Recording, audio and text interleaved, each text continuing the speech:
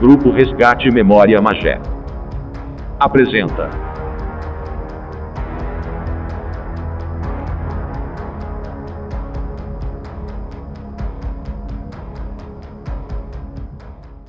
Cristóvão de Barros, o conquistador de Magé. Existe dúvida em relação ao primeiro português a adentrar as terras de Magé. Antes de sabermos quem foi o primeiro português, vamos saber quem habitava nessas terras. Inicialmente, um cenário encantado, com belíssimas montanhas de rocha, encostas verdes e praias paradisíacas. Mas ao pisar nessas terras, os primeiros exploradores encontraram muitos mangues e lagoas, entre as altas montanhas, que de início, dificultaram a escolha do local para se tornar o primeiro ponto de colonização. Os habitantes primitivos eram índios do ramo Tupi. Quais os nomes dos habitantes primitivos da nossa região? Tamoios, Tupinambás, Temiminós, Maracajás. Esses foram os habitantes primitivos de Magepe e das terras que circundavam a Bahia. A parte ocidental, oeste, mais voltada para o interior, era chamada de Guanabara. A parte oriental, e também a sua entrada, era chamada pelos índios de Niterói. Tanto os temiminós como os tupinambás habitavam a região litorânea ou costa do sudeste do Brasil no século XVI. Embora fossem tribos inimigas, os temiminós e tupinambás vinham da mesma cultura das tribos tupis, como língua muito similar, costumes, crenças semelhantes, conhecimento de agricultura e rituais cabalísticos. Os temiminós habitavam primitivamente a Ilha do Governador, de onde foram expulsos pelos rivais tupinambás. Franceses entregando armas para o chefe dos tupinambás, Tamoios, Cunhambebe. Na metade do século XVI, com a chegada da expedição de Villegagnon invadindo o território português no Rio de Janeiro, os tupinambás se tornaram aliados dos franceses. Na verdade, os franceses haviam conquistado a simpatia dos tupinambás, que em tempos anteriores, passaram a ficar hostis aos portugueses. Os primeiros contatos entre os portugueses e os tupis-guaranis foram amigáveis. Quando começou essa desavença? O primeiro contato entre portugueses e índios foi marcado pelo espanto diante do novo, do diferente. Inicialmente, não houve violência, mas sim um contato amistoso e movido por boa disposição. Os próprios índios, ao avistarem as caravelas no mar, algo novo, tomaram suas embarcações e navegaram ao encontro dessa novidade. Os portugueses se depararam com um povo completamente diferente, que trajava poucas roupas e falava uma língua estranha.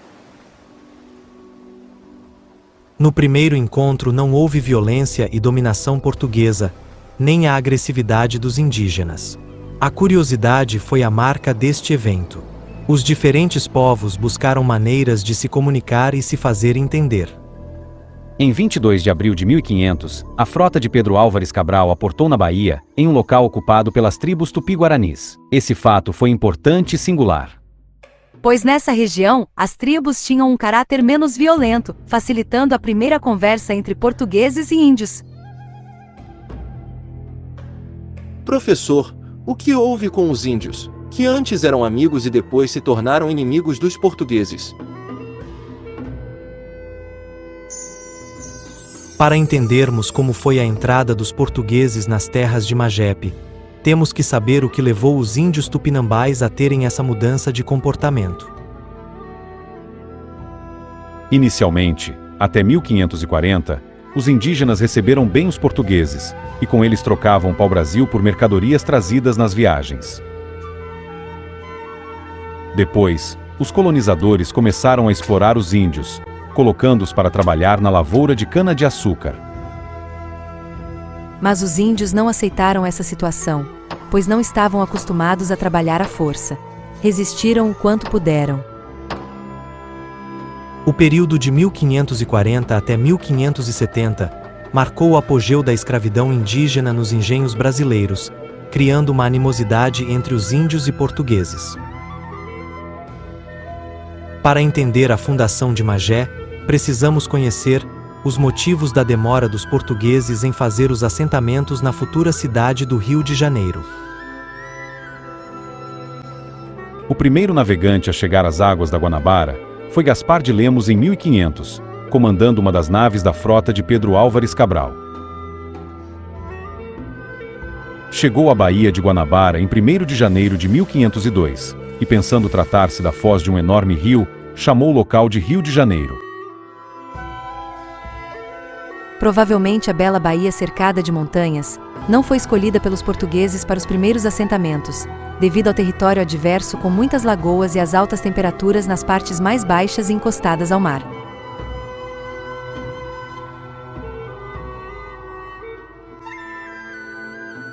Por este motivo, quando Martim Afonso de Souza, em 1534, recebeu uma capitania hereditária, este preferiu estabelecer assentamentos mais para o sul, na costa do estado de São Paulo, São Vicente.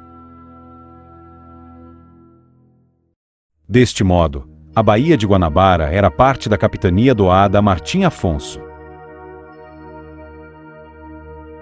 Chamo a atenção para a colonização do Rio de Janeiro, para entendermos como foi difícil o desbravamento de Magé. Professor, ficou uma lacuna entre 1534, quando Martins Afonso de Souza recebeu a sua capitania hereditária. Não houve assentamento na Baía de Guanabara, até a vinda dos franceses em 1555. A história fornece pouquíssimos dados nesses 21 anos, entre o recebimento da capitania hereditária por Martins Afonso de Souza e a vinda dos franceses ao Rio de Janeiro. O que aconteceu com a capitania doada a Martins Afonso de Souza em 1534, a partir de 1555?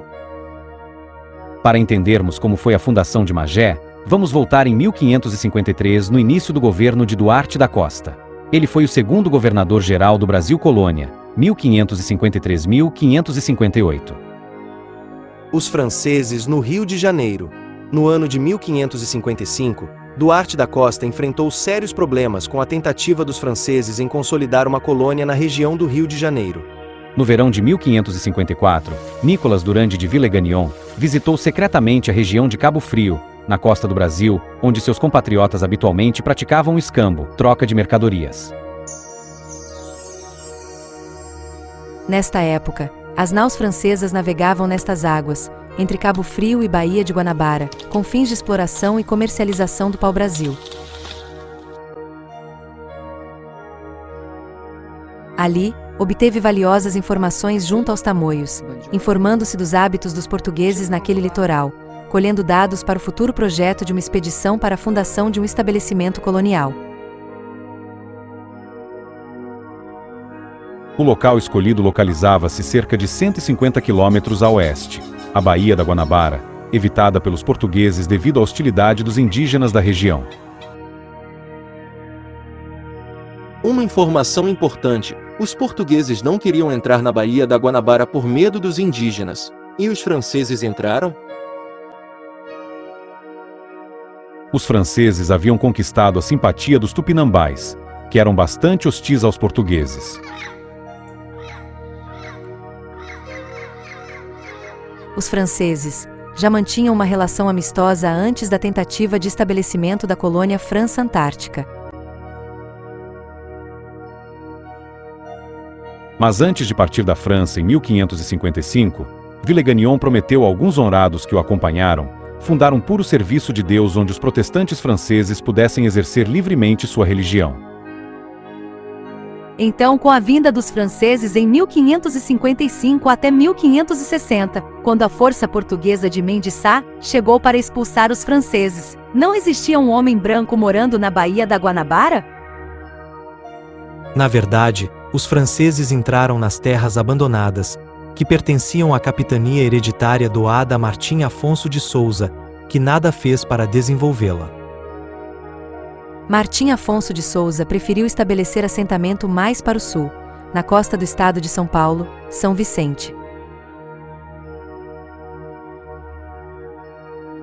Os franceses aportaram na Baía da Guanabara em 1555, com o objetivo de instalar um núcleo colonial, a França Antártica. Chefiados por Nicolas Durand de Villegagnon, Ali fundaram o Forte Coligny. Quem foi Gaspar Coligny?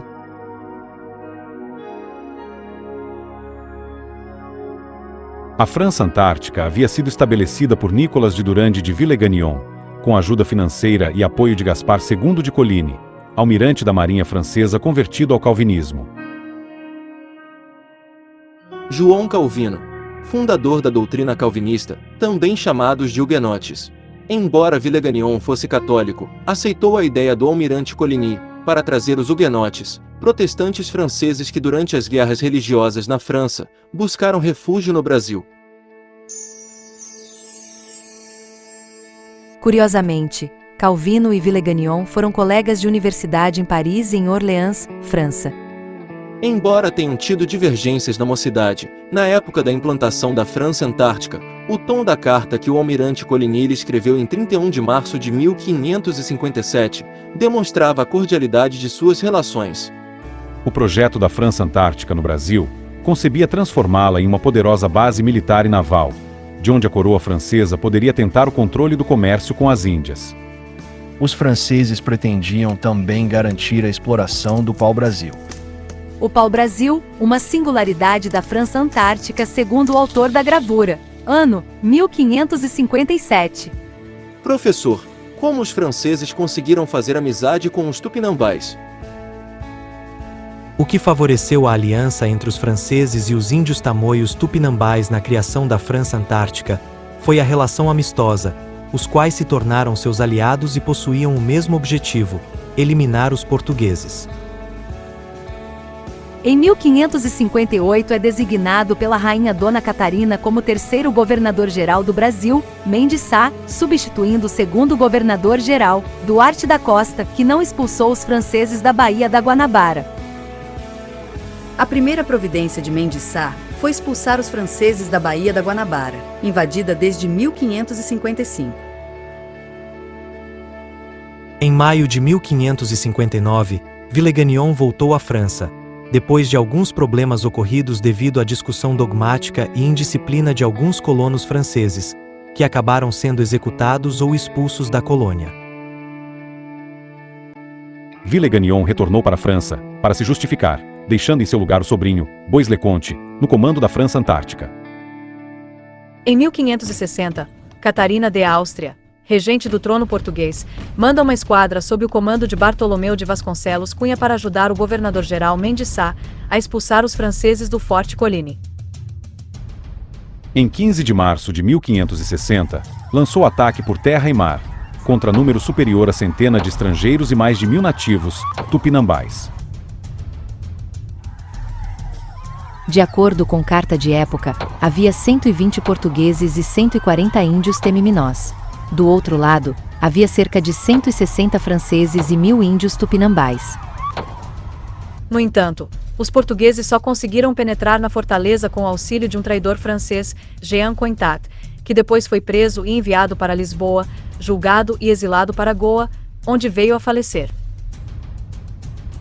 Na França, Villegagnon já havia reunido gente e material para uma nova expedição, quando recebeu a notícia da queda do Forte Coligny. Em 1560, num primeiro ataque, Mendes Sá conseguiu destruir o Forte Coligny. No entanto, não foi suficiente para vencer a disputa. Os franceses foram expulsos e espalhados temporariamente pela Baía da Guanabara. Pensando que a batalha tinha terminado, veio a segunda providência, ocupar a Baía da Guanabara invadida pelos franceses, distribuindo terras, sesmarias, aos portugueses. Mendes Sá começou a doar sesmaria pela orla da Baía da Guanabara, onde os franceses estavam escondidos nas florestas e tendo os índios tamoios tupinambás como aliados. Tem alguém conhecido nessa época que recebeu sesmaria, professor? Temos a doação de sesmaria para Pedro Martins Namorado, o primeiro juiz ordinário da cidade, recebendo terras junto ao rio Magé-Mirim em 5 de setembro de 1565. Também tivemos outra doação a Simão da Mota em 7 de setembro de 1565, próximo ao rio Magepe. Alguém tomou posse dessas sesmarias, professor? Baltazar Fernandes Magalhães, tabelião público judicial de Notas, tentou tomar posse. Provido nesse cargo por Mendes Sá em 22 de fevereiro de 1567. Depois de cessados todos os conflitos no Rio de Janeiro em 1567, Baltazar Magalhães recebeu terras ao longo do rio Macacu em setembro de 1567, mas foi morto pelos índios logo depois, quando tentava tomar posse. Mas vamos voltar ao ano de 1560, para sabermos o que estava acontecendo na Baía da Guanabara. A permanência dos franceses no Rio de Janeiro não era fruto de uma nova tentativa de colonização do governo francês, que já havia desistido da França Antártica. Os colonos remanescentes da França Antártica, vendo a terra novamente desprezada, voltaram das florestas, em que se embrenharam, com os tupinambás, aliados fiéis, voltaram a querer restabelecer o seu domínio.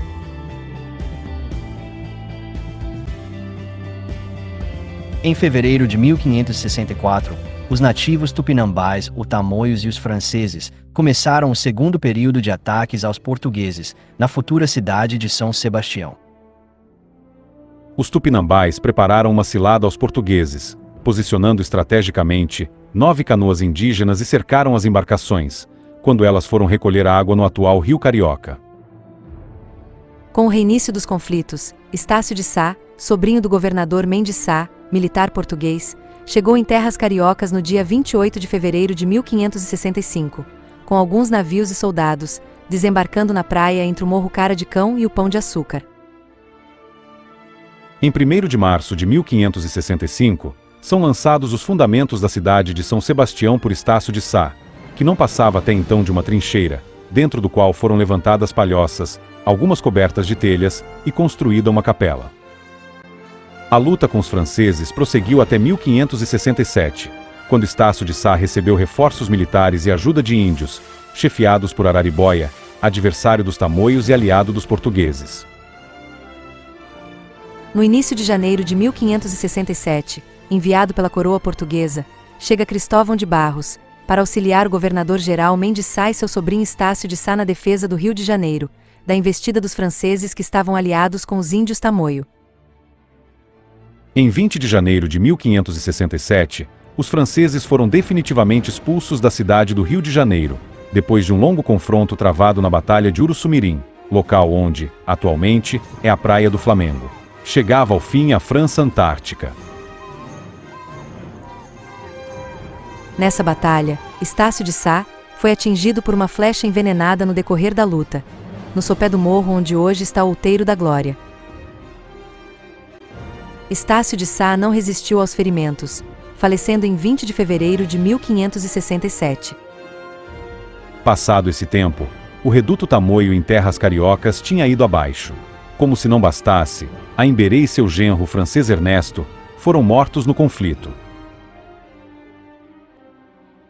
Quem foi Aimberê Tupinambá? Aimberê foi o chefe dos tupinambás que liderou a Confederação dos Tamoios depois da morte do cacique Cunhambebe. De fato, os franceses e os índios tupinambás tamoios, quase 5 vezes mais numerosos que os portugueses, foram derrotados em 20 de janeiro de 1567. Mas tinha um problema. Os índios tupinambás ocupavam e dominavam todo o território do recôncavo da Guanabara. Professor, baseado nesse fato de audácia e fúria dos tupinambás contra os portugueses, ninguém tinha tomado posse de suas sesmarias no recôncavo da Baía da Guanabara. Como já foi falado, ninguém ousou tomar posse das suas sesmarias no recôncavo da Baía da Guanabara. O tabelião Baltazar Fernandes Magalhães, que tentou tomar posse da sua sesmaria 8 meses depois de encerrados os conflitos na cidade do Rio de Janeiro, foi morto pelos tupinambás. E agora, quem foi o primeiro português herói que adentrou no recôncavo da Baía da Guanabara? O nome deste herói português é o título desse vídeo: Cristóvão de Barros. Em 29 de outubro de 1567, o governador Mendes Sá concedeu outra sesmaria ao capitão Mor Cristóvão de Barros, junto ao rio Macuco, encerrada uma parte do rio Guapiaçu, onde abrangia outras terras pelo poente do rio Majepe. Cristóvão de Barros, homem sagaz e prudente, e bem-sucedido nas guerras, depois que chegou ao Rio de Janeiro, foi vitorioso, e pacificou de fato o recôncavo da Baía da Guanabara. Quando Cristóvão de Barros conquista Magepe em 1567, toma posse das Sesmarias, que tinha recebido pelo governador Mendes Sá. Sesmaria de 29 de outubro de 1567 e de 12 de outubro de 1566, quando estava na Bahia. Essa foi a maior de todas as Sesmarias, 4.500 braças por 7.500 do sertão do rio Magepe. O conquistador, de fato, do município de Magé foi Cristóvão de Barros. Quando os primeiros colonizadores portugueses chegaram à região, no século XVI, a região do recôncavo da Guanabara era ocupada pela tribo Tupi, dos Tupinambás, também conhecidos como Tamoios. Cristóvão de Barros teve a missão de expulsar os Tupinambás da orla da Baía da Guanabara, começando por Magepe, levando-os à grande migração em direção ao norte do país. Por isso, ganhou o maior prestígio como fundador do município de Magé. Ele havia lutado com valoroso empenho contra os franceses, que tentavam se apossar do Rio de Janeiro, e por isso, fora recompensado com duas grandes sesmarias, 1566 e 1567, nas terras de Magé. Sendo ativo e empreendedor, Cristóvão instalou em suas terras em Magepe um engenho de cana-de-açúcar, o qual se tornou produtivo, que chegou a ser considerado como um dos mais importantes do Brasil naquele período. Foi o primeiro engenho de cana-de-açúcar construído no fundo da Baía da Guanabara. Graças a esse fato, a região passou a ter um desenvolvimento acelerado, o que determinou a concessão e a posse, por parte dos portugueses, de novas sesmarias no recôncavo da Baía da Guanabara para absorver o crescimento. Medalha Cristóvão de Barros. Maior honraria concedida pela Câmara Municipal de Magé. Por esse motivo, e pela difusão do nome de Magé em todo o país, Cristóvão de Barros passou a ser considerado, de fato, como o maior responsável pela fase inicial de ocupação das terras do município. Medalha Cristóvão de Barros, o conquistador de Magé.